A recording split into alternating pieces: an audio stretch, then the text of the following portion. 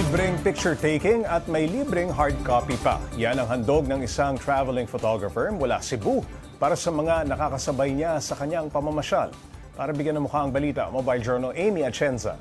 Picture dito, picture doon. Yan ang gawin ng social media content creator mula Cebu City na si Mark Roy Mangrobang tuwing namamasyal.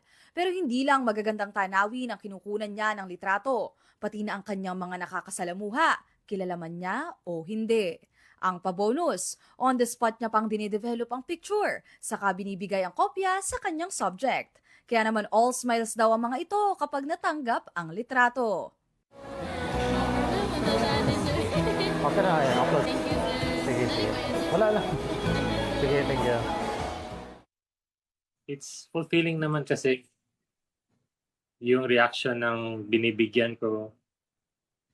Minsan happy, minsan ma-shock sila kasi Natutuwa rin daw siyang gawin ito dahil mas marami siyang nakikilalang iba't ibang tao.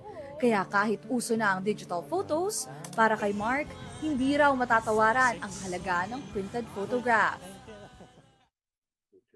I think mas intimate yung printed photographs kaysa digital pictures. For a printed photograph,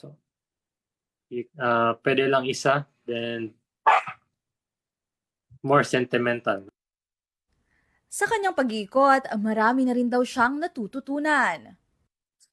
Practice makes perfect and people are more kinder than what you expect. Pagkaman sa Visayas pa lang nakakapaglibot si Mark, hindi maitatanggi na marami na sa buong bansa ang nakakakita ng kanyang passion at talento. Mobile journalist Amy Atienza po, hatid ang mukha ng balita.